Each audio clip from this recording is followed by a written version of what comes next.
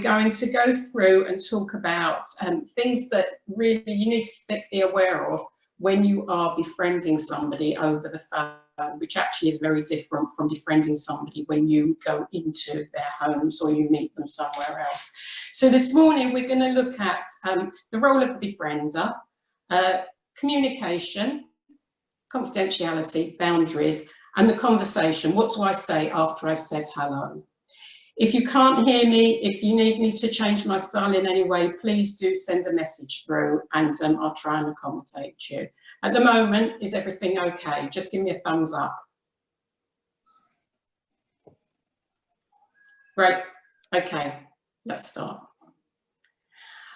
Do you want to say who you are?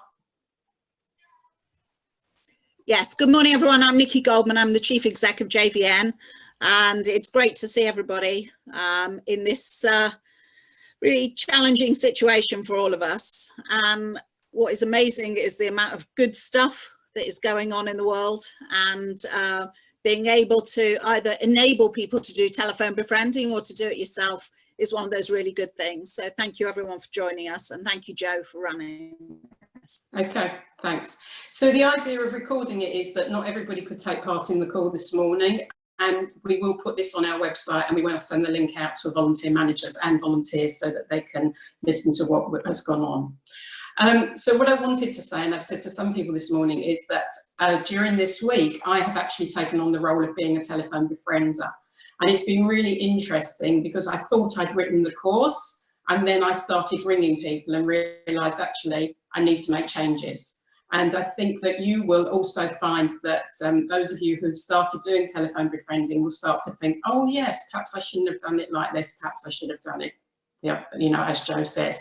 But nothing is written in stone, and I think one of the main things you have to think about is being flexible.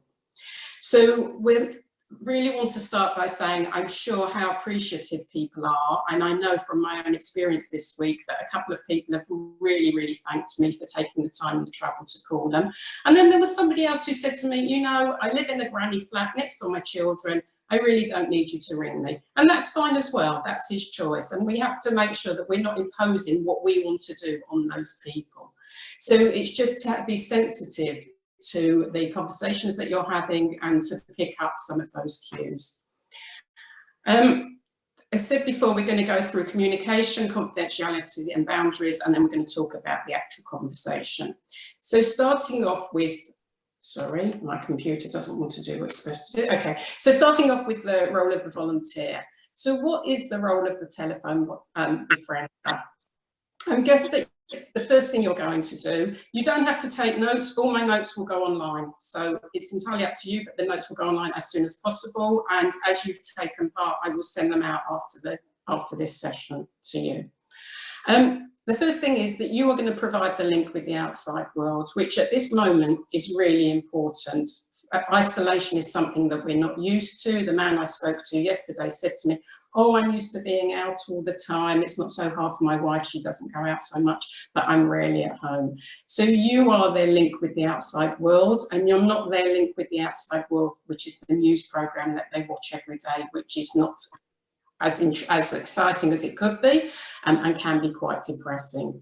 So we want you to build a relationship with the, I'm going to refer to them as clients now. I know everybody calls them by different names, but let's call them the clients for now. You're going to build this relationship with the client. You're going to actively listen to the client where you can. So we're going to talk about actively listening when we come on to communication in a minute.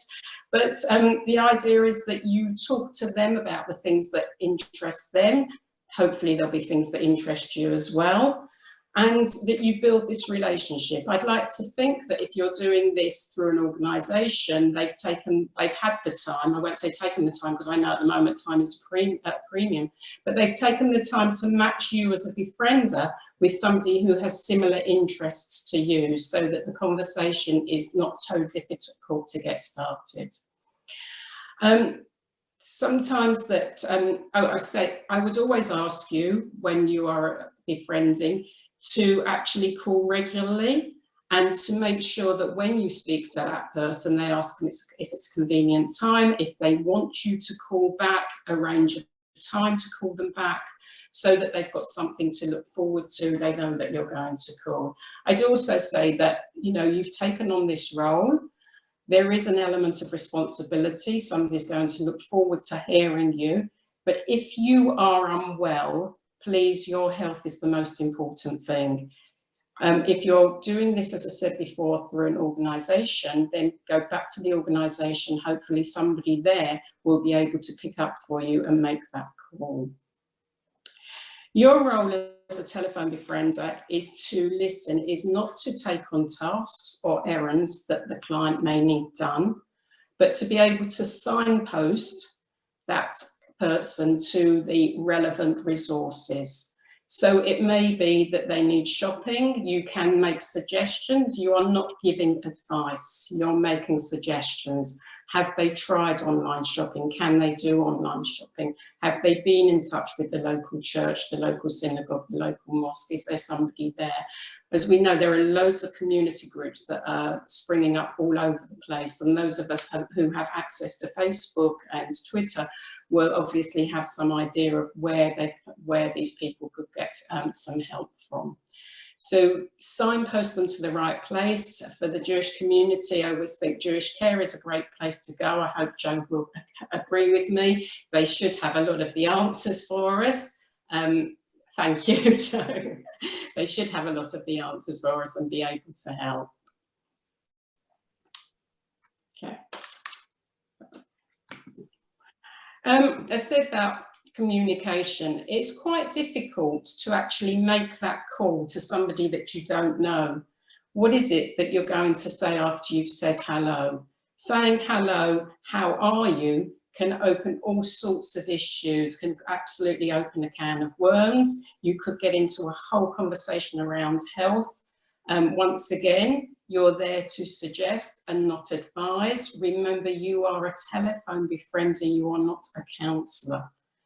And there's a real difference between being a friend and being a telephone befriender. With your friends, you're very likely, if your friend says to you, oh, I really don't feel well, you're going to say to them, oh, what's the matter? Have you tried this? Have you tried that? When you're a telephone befriender, yes, absolutely say, how do you feel? Why do you think you're feeling like that? Is there somebody you can talk to? You can make suggestions, but you're not going to say to them, oh, go and take the paracetamol like you might to your friend. So it's just thinking about the distance and the difference in the relationship between being a friend and a telephone befriender. Give the client opportunities to talk about the things that might worry them and provide a listening ear. And it's okay to say to them, do you want to tell me more about that? How does that make you feel? How do you think you can overcome these things? Is there someone else you can talk to? Do you have family members? Maybe they don't, and that's when you come back to the signposting to talk to, to suggest places. I know that Mind are working with the community. In the Jewish community, Jamie are open to receiving calls and messages from people who need support. And then obviously you want to find the things where you've got mutual interest that you can talk about. And if you haven't got that information, just, are they watching television programs? What are the things that they're watching? Do they read the newspaper? When you get the newspaper, what page do you turn to first? If somebody says to me, which page do you turn to first? It's usually the sports page. No sport at the moment. I'm doing the crossword puzzle instead. It's not quite the same. But by finding out which bit of the newspaper they read first, it gives you a really good indication on what their interests might be, and you can pick up a conversation from that. One of the things that you really need to be aware of is that older people, I think it's 25% of older people over the age of 80 have hearing loss. So on a volunteer forum that I ran last week, somebody from a care home said to me she was trying to get her volunteers to ring the residents, but the issue was that a lot of them couldn't hear, which I'm sure a lot of you will identify with. So it's really important that you speak slowly, that you speak clearly. Sometimes people will ask you to repeat things, and don't worry if you have to repeat things, but do try and get an idea of whether or not they understand you. Every call I've made this week, I've said who I am and where I'm from, and I've been asked 2 or 3 times to repeat that, and I think that's quite normal for some of the people that we're telephoning. So speak slowly, clearly, don't shout. Shouting is not going to help. It's just a case of being very calm. Perhaps reflect what's been said, listen to what's been said to you, reflect it back, talk to them about what they've said, and if they want, as I said before, and if they want to elaborate on what they've already said, and ask further questions on the subject. If you're talking about football, ask them what they're perhaps, whether they've been to a football match, do they still go to football matches, what is it that they're missing. I think this year, you know, there's a whole conversation, especially around sport, that we haven't got any sport. There's no Olympics, there's no Wimbledon, lots of things to talk about if people are into that.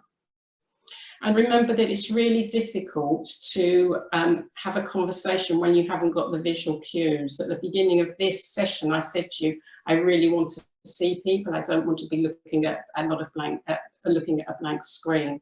And so it's easier for me. I can see you all. I know whether or not you're listening or listening to me, or whether you've switched off completely, whether you're looking at your phones. But when you're on the phone to somebody, it's much harder to get those cues. So it's much harder to have a conversation with them, and you really need to think about it. Moving on to confidentiality. Hopefully you all know when you make your calls to use 141 before you make your calls from landline, so that you don't get called back during the middle of the night or at any other time. Okay, sorry Gilly, then you can't hear us. So use 141. We do have a crib sheet that I will send out after this, how to withhold your number when you are making a call from an iPhone or an Android phone. So I will circulate with these notes later. You have privy to the information regarding your client. You can please make sure that you hold, sorry, I'm being distracted by the messages that are coming up on the screen. Please make sure that you keep that information, the client's phone numbers, any information around your clients, please make sure that you keep it in a safe place, that it's not open for other people to see. You're only making these calls for befriending purposes and no other purpose. So you should be making this call in a place where you're not going to be interrupted, where you feel comfortable, where you're not going to be overheard, and remember always to protect your phone number and not share it. Any information that is given to you by the client that perhaps worries you or upsets you, it's not for you to take on those worries. Please make sure that you take them back to the host organisation. If you're doing this out of the goodwill of your heart and you've got that information, the phone number from somebody else, obviously that is between you and that person, but perhaps that's the time that you signpost them to somewhere like Jewish Care or Mind, where they can get some help.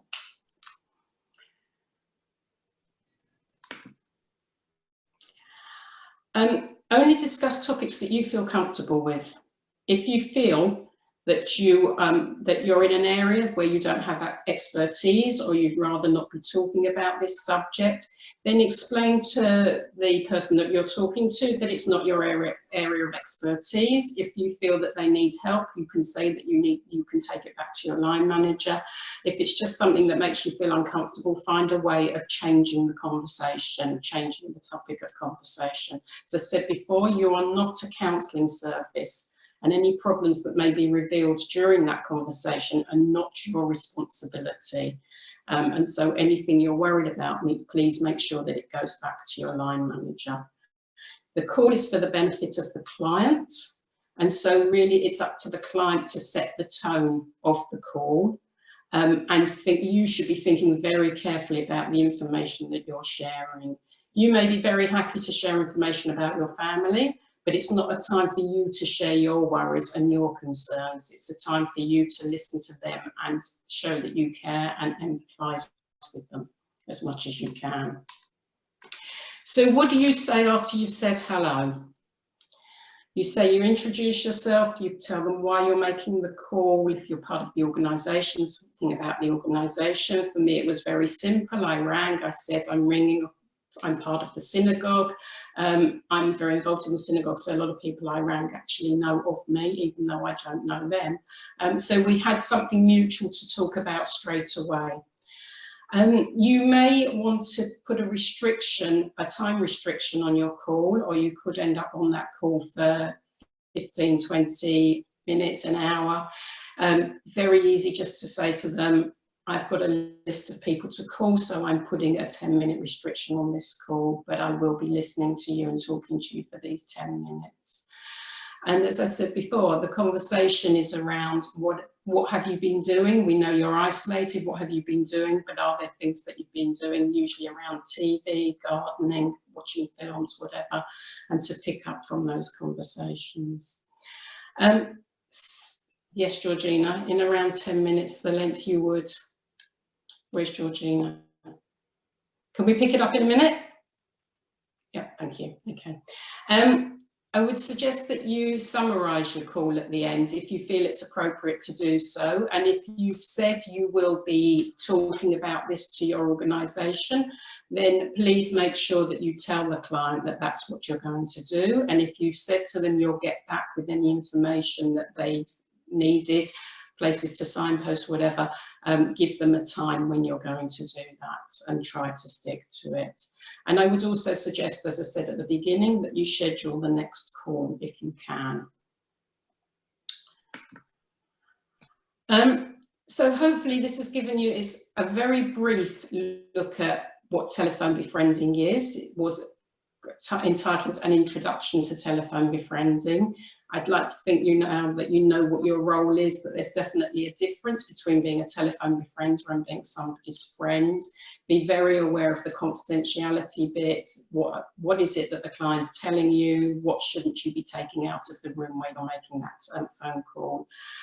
You're not there, as I said, to take on their tasks, to go shopping for them, pick up prescriptions. Your role is to listen to them and hopefully empathise with them, and to actually take their minds off what's going on as much as you can, what's going on in the world, but we can't pretend that it's not happening. And just to have as light-hearted a conversation as is practically possible at this time. So now, hopefully, you've got some questions for me. If you have, please unmute.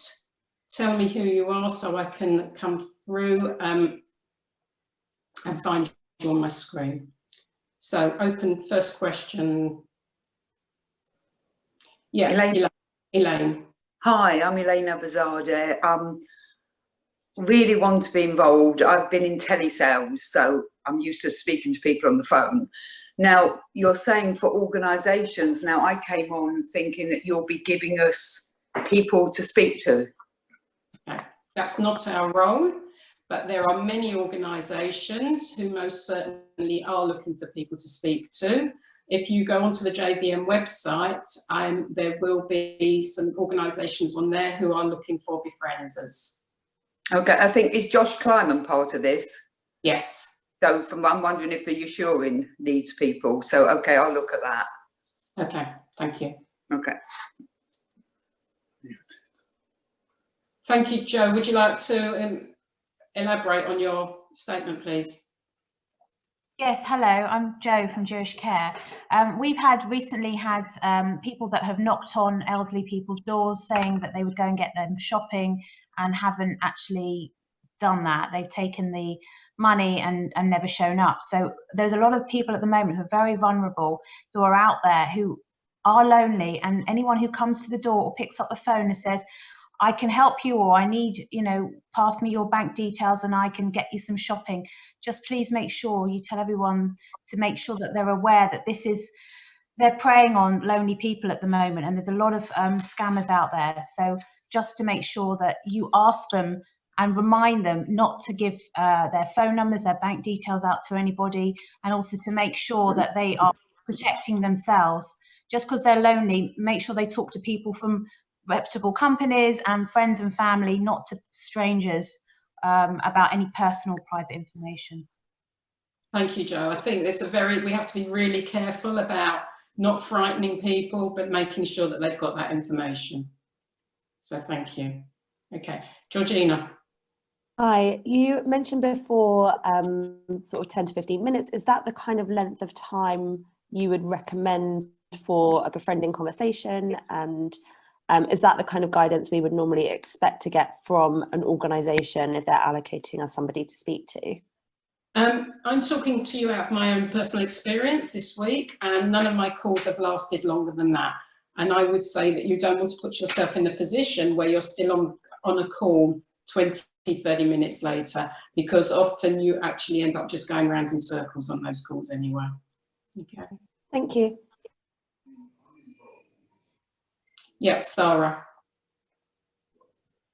Sorry, just unmuting. From obviously next week, and we're all very concerned for Pesach coming, we're going to have a 3-day lockdown, shutdown, no communication. How do we what happens then with our clients? This is between you and your client. If you have a client who does not want to get calls next week for religious reasons or for anything like that, that's entirely up to them. And that's the conversation that you need to have with them before that. Okay. Okay, yes, but yeah, okay, all right, fair enough, yeah. And you also have to work, if you're doing this through an organisation, you have to work in line with your organisation. Yeah. Yes, okay, but you can explain that, must explain that to your client beforehand. Okay, thank you. If I haven't seen you, please just speak, because I'm looking for people with questions and I can't see anybody raising their hands at the moment. Are there no questions? Was it all very clear? Great. Yeah. Hi, I've actually got a question. You said that the notes and everything else are going to be put forward on the website. Do you know roughly when that is going to be uploaded, or is it just going to be in the next coming days? Josh? We'll do it as soon as possible. I'll probably just be on the safe side, just in the next coming days, but just because I don't want to say time and it doesn't seem to just be if something comes up. But it will definitely be up there in the next coming days. Okay, great. In the meantime, I will search. I've got all your email addresses because you've signed up for the session, so I will send them to you later today. Great. Okay. Okay, in that case, if there's no more questions, if there are, shout, but if there's no more questions, I will say thank you very much for joining me. I hope you found it useful. Good luck with your befriending. Yes, Nikki. Sorry, just to say is that it's really helpful for us to get feedback on how telephone befriending is going. So if anybody would be prepared to come back to us in the next week, even before Pesach, to just say, you know, I made a call and this is how it went, or just give us a very short testimonial, then it'll encourage other people to do it, especially if you have a good experience. So if you wouldn't mind letting us have that, that would be really appreciated. Thank you. I'll send an email out and remind you next week. No problem. Okay. Okay. Thank you. You're welcome to leave the meeting. Thank you very much. Thank you. Thanks. Thank you very much. That was very useful. Thank you. Thank you. Thank you.